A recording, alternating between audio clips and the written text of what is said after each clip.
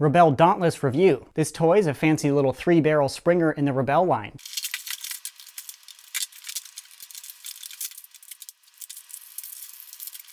Included is the blaster itself, a few Rebelle colored darts, the instructions, and some bling bling. Yeah, I just said that. It's like a chain thing. Starting with the front, it is a 3-barrel Springer, so you load in 3 darts like this.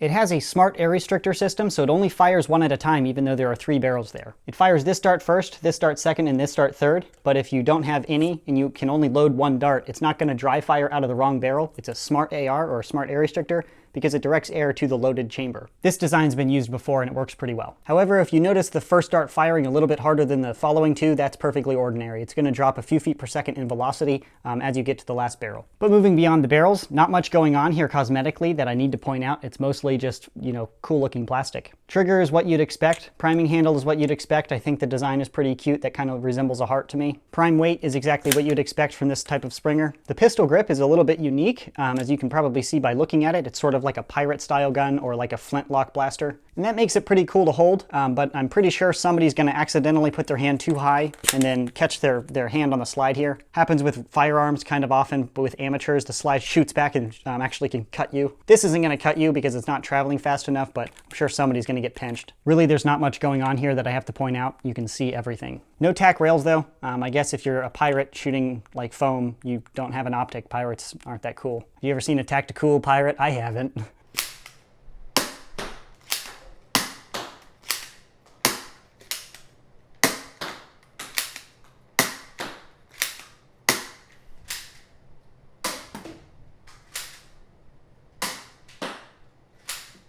The average velocity of the Dauntless taken over a 10-dart average is about 61 feet per second, which is substantially lower than the elite average from normal Nerf blasters, which is of course about 70 feet per second, so it is shooting a little bit soft, so you're going to get outgunned and outranged with other Nerf blasters on the market. It's sort of an underperformer. The Rebelle Messenger, which is this blaster, has a 3-barrel smart AR system with a rear priming in the exact same way, but it shoots over 70 feet per second, so it outperforms this by a considerable amount. But the performance out of the Messenger is definitely better, so I'm not really sure if you're trying to shoot other people and win, this is definitely the option here. Beyond the performance though, the shell is really cool. For pirate cosplays, I definitely want to throw a steampunk paint job, or just black and with a wood handle, some dry brushing. It would look really cool. This shell is very neat. So my overall opinion is a little mixed. I think it looks cool, but it doesn't perform well. That is my review and opinion of the Rebelle Dauntless. If you're interested in purchasing one, there's a buy link in the description box below. Otherwise, thanks for watching.